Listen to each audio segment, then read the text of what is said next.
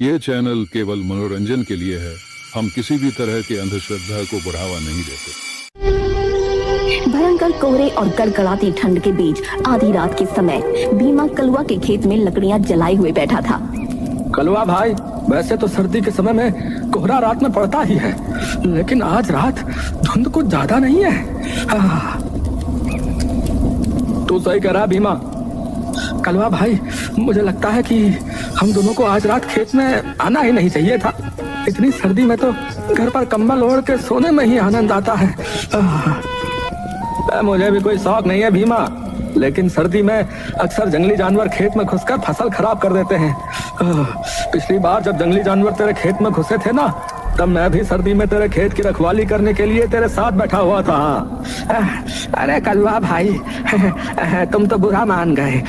मेरा कहने का मतलब वो नहीं था। बस न जाने क्यों मुझे आज ये बढ़ी हुई धुंध बड़ी ही अजीब सी लग रही है। भीमा ने इतना कहा ही था कि तभी किसी स्त्री के चीखने की आवाज सन्नाटे को चीर गई। आवाज इतनी भयानक थी कि कड़कड़ाती हुई ठंड में भीमा और कलवा के शरीर पर पसीने की धाराएं बहने लगीं। कलवा भाई, क्या तुमने चीख सुनी? जाने किस औरत की चीखने की आवाज थी? तभी अचानक से तेज घुंघरू की आवाज उन दोनों के कानों से टकराई। कलवा तुरंत घुंघरुओं की आवाज की दिशा की ओर बढ़ने लगा। ये देख भीमा डरते हुए बोला, कलवा भाई, मुझे कुछ गड़बड़ लग रही है। मुझे लगता है कि हमें यहाँ से नहीं उठना चाहिए। अरे तू यहीं बैठ भीमा, मैं अभी आता हूँ। हो सकता है कोई औरत मुसीबत में हो। कलवा घुंघरुओं की आवाज का पीछा करता हुआ एक पेड़ के नजदीक जा पहुंचा, मगर सामने एक दृश्य देखकर कलवा आश्चर्य में पड़ गया। पेड़ के नीचे एक बेहद सुंदर युवती काले वस्त्र पहने हुए कलवा को प्रेम भरी नजरों से देख रही थी। कौन हो तुम, और इतनी रात गए इस घने जंगल में क्या कर रही हो? क्या कुछ देर पहले तुम ही चिल्लाई थी? और तुम्हारा नाम क्या है? कलवा की बात सुनकर वो सुंदर युवती रहस्यमयी अंदाज में मुस्कुराती हुई बोली, एक बार में इतने ढेर सारे सवाल कर दोगे तो फिर मैं जवाब कैसे दे पाऊंगी? मैं कौन हूँ तुम्हें कुछ देर बाद पता लग जाएगा। और हाँ, अभी कुछ क्षण पहले ही मैं चिल्लाई थी। और रहा सवाल मेरे नाम का, तो मेरे कई नाम हैं। उस सुंदर युवती की बात सुनकर कलवा बुरी तरह से चौंक पड़ा। तुम कहना क्या चाहती हो? मुझे अलग अलग युगों में अलग अलग नाम से बुलाया गया है, लेकिन मेरा सबसे प्रसिद्ध नाम यक्षिणी है। यक्षिणी? यह कैसा नाम है? वैसे तो ये मेरा नाम है, लेकिन तुम्हारे लिए तुम्हारी मौत है। इतना बोलकर यक्षिणी का सुंदर चेहरा एक भयानक चेहरे में परिवर्तित हो गया। उसकी आंखों की पुतलियां सफेद हो गईं और उसका चेहरा किसी कोयले की तरह काला पड़ गया।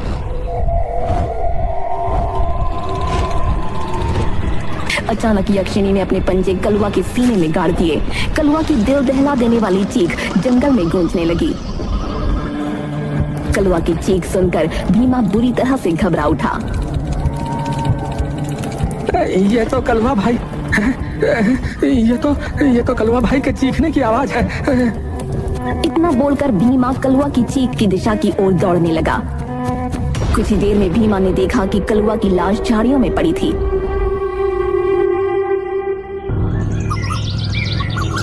अगले दिन कलवा की लाश जगतपुर गांव के इर्द गिर्द जगतपुरा गांव किसान खड़े हुए थे। उनमें जगतपुर गांव का ठाकुर विक्रम भी था। ठाकुर विक्रम डरे हुए भीमा की ओर देखकर बोला, जहाँ तक मुझे पता लगा है तो तुम अपने मित्र कलवा के साथ उसके खेत की रखवाली कर रहे थे, और तुम कह रहे हो कि तुमने देखा ही नहीं कि तुम्हारे मित्र को कौन मार कर चला गया। ठाकुर साहब, मेरी बात का विश्वास कीजिए। मैं और कलवा बातें कर रहे थे कि तभी हम दोनों के कानों में किसी औरत की चीख टकराई। चीख सुनकर जो है कलवा भाई चीख की दिशा की ओर चल पड़े। मैंने ऐसा करने के लिए मना किया, लेकिन वो नहीं माने, और जो है कुछ देर बाद कलवा भाई की चीखें मेरे कानों में टकराई। और जब मैं दौड़ते हुए पहुंचा तो मेरे सामने कलवा भाई की लाश पड़ी हुई थी। भीमा की बात सुनकर गांव का मुखिया डरता हुआ ठाकुर विक्रम से बोला, ठाकुर साहब, कलवा की स्थिति बता रही है कि इसकी हत्या किसी इंसान ने नहीं की। तुम कहना क्या चाहते हो? ठाकुर साहब, मुझे विश्वास है कि इसकी हत्या जरूर किसी चुड़ैल या पिशाचिनी ने की है। बात तो तुम सही कह रहे हो। जब मैंने कलवा की लाश को पहली बार देखा तब मुझे भी यही लगा था, लेकिन तुम चिंता मत करो, मैंने एक साधु महाराज को यहाँ पर बुलवाया है, जो कुछ ही देर में हमारे गांव में आ जाएंगे। इतना बोलकर ठाकुर विक्रम अपनी हवेली चला गया।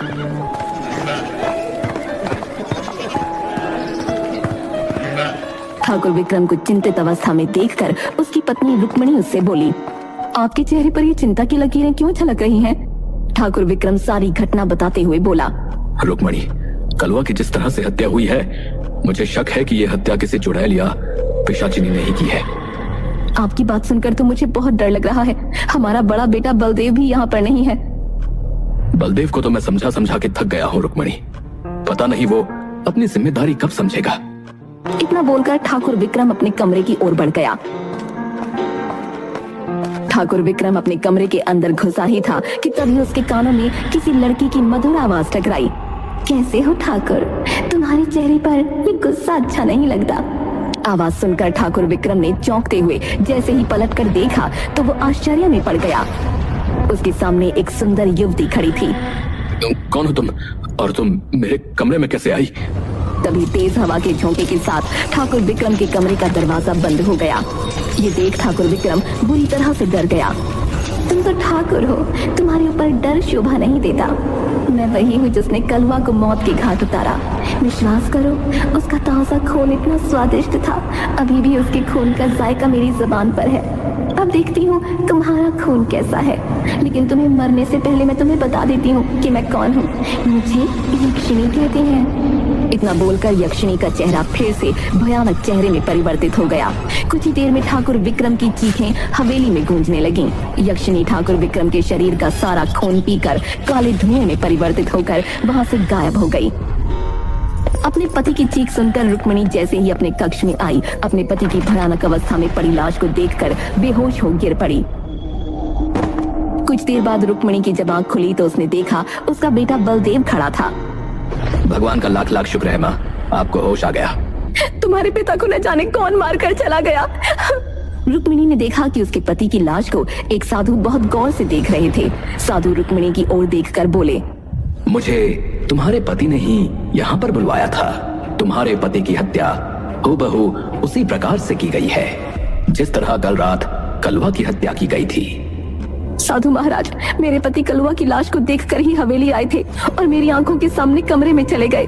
कुछ क्षण बाद उनकी चीखें मेरे कानों से टकराईं। जब मैं दौड़ती हुई कमरे में आई तो कमरे में कोई नहीं था और मेरे पति की लाश यहाँ पड़ी थी। कलवा और ठाकुर की लाशों की भयानक स्थिति को देखकर मैं विश्वास से कह सकता हूँ कि कलवा और ठाकुर की हत्या एक यक्षिणी ने की है।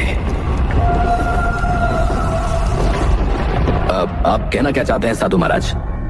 मनुष्य यक्षिणी को प्रसिद्ध और धन प्राप्ति के लिए सिद्ध करता है, मगर इस गांव में किसी ने यक्षिणी को केवल बदला लेने के लिए सिद्ध किया है, जो कि बहुत घातक है। कलवा की हत्या हो जाना और तुम्हारे पिता की उनके कक्ष में ही हत्या हो जाना आने वाले भविष्य के लिए अच्छे संकेत नहीं है। तो फिर कुछ कीजिए साधु महाराज, आप तो पहुंचे हुए साधु हैं। यक्षिणी का अंत करना इतना आसान नहीं होता बच्चा। सबसे पहले हमें उस व्यक्ति का पता लगाना होगा जिसने यक्षिणी को सिद्ध किया है। जब तक उसका पता नहीं लग जाता हम कुछ नहीं कर सकते। इतना बोलकर साधु रुक्मिणी की ओर देखकर रहस्यमयी अंदाज में बोले, क्या तुम्हें किसी पर शक है? मेरे पति की किसी से कोई दुश्मनी नहीं थी। मेरे परिवार में मेरा बड़ा बेटा बलदेव है और मेरा छोटा बेटा आर्यन अपनी पत्नी के साथ दिल्ली में रहता है। मेरे पति के छोटे भाई ठाकुर विजेंद्र प्रताप जरूर एक बिगड़ैल व्यक्ति थे, मगर मेरे पति ने तो उसे बरसों पहले हवेली से धक्के मारकर बाहर निकाल दिया था। यक्षिणी की साधना किसने की है, इस बात का पता लगाने के लिए मुझे एक यज्ञ करना होगा। मैं वही करने जा रहा हूँ। अपने पिता के बाद तुम ही इस गांव के ठाकुर हो, इसलिए गांव के लोगों के जान माल की जिम्मेदारी अब तुम्हारे ऊपर है। गांव में सबसे बोल देना कि कोई भी रात के समय बाहर ना निकले। और हाँ, तुम्हारी माँ ने बताया कि तुम्हारा छोटा भाई आर्यन शहर में रहता है। जब तक सब कुछ सही नहीं हो जाता उसे किसी भी कीमत पर यहाँ नहीं बुलाना। इतना बोलकर साधु वहां से चला गया। अगले दिन बलदेव ने नम आंखों से अपने पिता ठाकुर विक्रम का अंतिम संस्कार कर दिया। दिन बाद रात का काला भयानक सन्नाटा चारों ओर फैला था। आर्यन एक घने जंगल में खड़ा हुआ हक्का बक्का इधर उधर देखते हुए अपने आप से बोला, मैं तो अपने कमरे में सो रहा था, फिर मैं अचानक जंगल में कैसे आ गया? तभी आर्यन के कानों में किसी स्त्री का भयानक घुर्राहट भरा स्वर टकराया। कड़कड़ाती हुई सर्दी में आर्यन का शरीर पसीने से नहा गया। आर्यन कांपते हुए अपने आप से बोला, अरे इतनी भयानक आवाज किसकी है? तभी आर्यन को महसूस होने लगा जैसे कोई उसे देख रहा है। आर्यन घबराता हुआ इधर उधर देखने लगा। तभी आर्यन की नजर एक पेड़ पर चली गई। उस पेड़ के ऊपर एक बड़ी ही भयानक दिखने वाली औरत उल्टी लटकी थी जो उसे ही घूरे जा रही थी। आर्यन कांपता हुआ उसकी ओर देखकर बोला, कौन हो तुम? कौन हो? यक्षिणी, जिसे तेरा ही इंतजार था। तभी उस पेड़ के ऊपर से एक लाश आर्यन के सामने गिर पड़ी। उस लाश को देखकर आर्यन बुरी तरह से घबरा गया। ओह माय गॉड, ये तो मेरे पिता ठाकुर विक्रम सिंह की लाश है। ऐसे कैसे हो सकता है? तभी यक्षिणी की भारी आवाज जो कि पेड़ के ऊपर लटकी हुई थी आर्यन के कानों में टकराई। आ जाओ आर्यन, जल्दी से आ जाओ। तुम तो इतने दुर्भाग्यशाली हो कि अपने पिता का अंतिम संस्कार भी नहीं कर पाए। देखो तुम्हारे पिता तुम्हारी इस बात से कितने नाराज हैं। यक्षिणी ने इतना कहा ही था कि तभी अचानक से ठाकुर विक्रम की लाश उठकर खड़ी हो गई और क्रोधित अवस्था में आर्यन को देखने लगी। तभी अचानक आर्यन की आंख खुल गई। आर्यन ने देखा कि वो अपने कमरे में था। आर्यन लंबी लंबी गहरी सांसें लेने लगा। तभी वहाँ पर आर्यन की पत्नी दिशा आ पहुंची। क्या हुआ आर्यन, तुम तो सो रहे थे और तुम इतने घबराए हुए क्यों हो? एसी फुल चल रहा है, रूम का टेम्परेचर इतना ठंडा है, इसके बावजूद भी तुम्हारे माथे से पसीने की बूंदें कैसे टपक रही हैं? आर्यन अपने भयानक सपने के बारे में दिशा को बताते हुए बोला, सपने में जो औरत पेड़ के ऊपर उल्टी लटकी हुई थी, उसका भयानक चेहरा देखकर मैं अभी भी कांप रहा हूँ। तुम भी नारियन एक सपने को लेकर इतना परेशान हो गए? अरे सपने तो सपने होते हैं, डरावना सपना समझकर भूल जाओ। नहीं दिशा, सपने में मैंने अपने पिताजी की लाश को देखा है जो भयानक अवस्था में थी। ऐसा लग रहा था जैसे कि मेरे पिता को किसी ने चीर फाड़ कर रख दिया हो। और 3 दिनों से मैं पिताजी को लगातार फोन कर रहा हूँ, मगर वो मेरी कॉल रिसीव नहीं कर रहे, और ना ही मेरी माँ। न जाने क्यों मुझे कुछ गड़बड़ लग रही है। कम ऑन आर्यन, हम दिल्ली में रहते हैं, अमेरिका में नहीं, और जगतपुरा गांव यहाँ से केवल 6 घंटे की दूरी पर है। अगर तुम्हारा मन घबरा रहा है तो हम आज ही चलते हैं। कुछ घंटे बाद आर्यन की कार एक पहाड़ी इलाके की सड़क पर दौड़ी जा रही थी। दिशा आर्यन की ड्राइविंग सीट के बगल में बैठी थी। अब यहाँ से कितनी दूर रह गया है जगतपुर गांव? बस हम पहुँचने वाले हैं।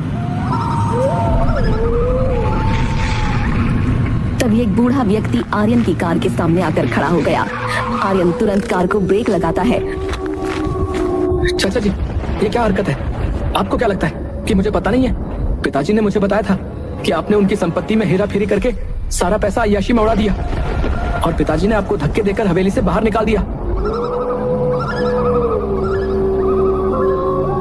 अब मेरी बात सुनो आर्यन, मेरी बात सुनो। मुझे कुछ नहीं सुनना, हट जाइए रास्ते से, मुझे आपकी शक्ल भी नहीं देखनी। इतना बोलकर आर्यन अंदर बैठ गया और कार को अपने गांव जगतपुरा की ओर दौड़ा दिया। तुम तो बता रहे थे कि तुम्हारे चाचा जी को तुम्हारे पिता ने हवेली से बाहर निकाल दिया था, फिर वो तुमसे क्या बात करने आए थे? हाँ, निकाल दिया था। मुझे उनकी कोई भी बात नहीं सुननी। कुछ देर में आर्यन अपनी पत्नी दिशा के साथ अपनी हवेली के अंदर खड़ा था। आर्यन को अचानक वहाँ आया देख उसकी माँ चौंकते हुए बोली, तुम्हें यहाँ आने से पहले यहाँ फोन करना चाहिए था। ये क्या कह रही हो माँ? तुम्हें मुझे देखकर खुश होना चाहिए, लेकिन मुझे अचानक यहाँ देखकर तुम घबरा क्यों गई? आर्यन, अभी और इसी समय शहर वापस लौट जाओ। ठीक है माँ, अगर आप चाहती हैं कि मैं अभी के अभी वापस लौट जाऊं तो मैं चला जाता हूँ, लेकिन जाने से पहले मैं पिताजी से मिलना चाहता हूँ, क्योंकि कल रात मुझे एक बहुत ही भयानक सपना आया। आर्यन ने इतना कहा ही था कि तभी रुक्मिणी के चेहरे पर डर झलकने लगा। कैसा सपना? आर्यन अपने सपने के बारे में अपनी माँ को बताता हुआ बोला, मैंने सपने में एक भयानक औरत को देखा और अपने पिता की लाश को देखा। तब से ही मेरे मन में बहुत ही बुरे बुरे विचार आ रहे हैं। माँ, कहाँ है पिताजी? आर्यन की बात सुनकर रुक्मिणी फूट फूट कर रोने लगी।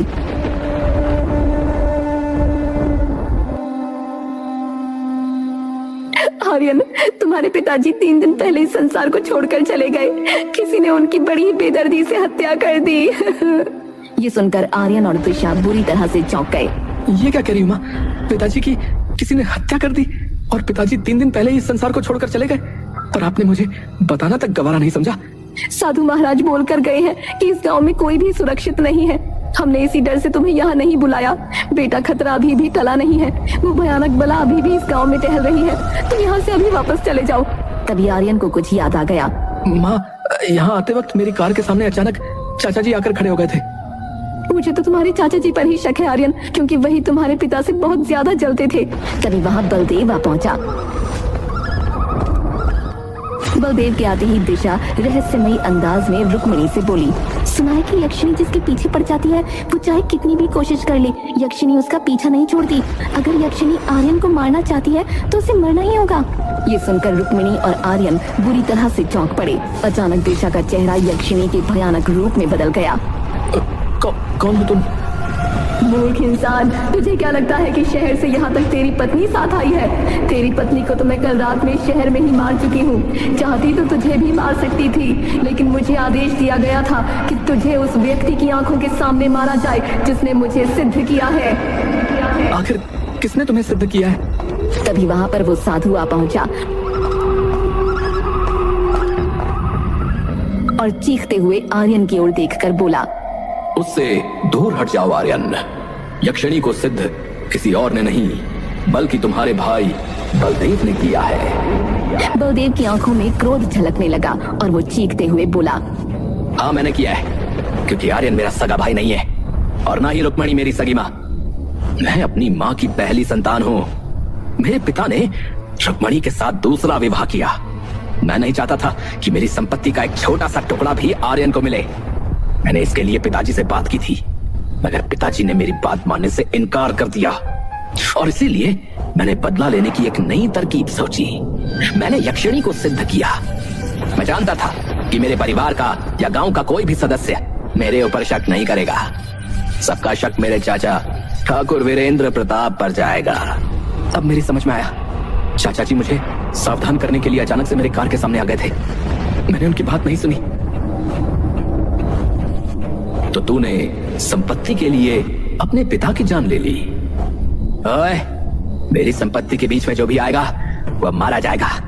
मैंने यक्षिणी से सौदा किया था कि वो मेरे दुश्मनों को समाप्त करेगी और बदले में वो मेरे सारे गांव वालों को मारकर उनका खून पिएगी। ये गांव यक्षिणी की संपत्ति नहीं है। तुझे इसका अंजाम भुगतना पड़ेगा। मैं जानता हूं कि जब तक तू जीवित रहेगा यक्षिणी का कोई बाल भी बांका नहीं कर सकता। इसलिए तुझे अब मरना पड़ेगा।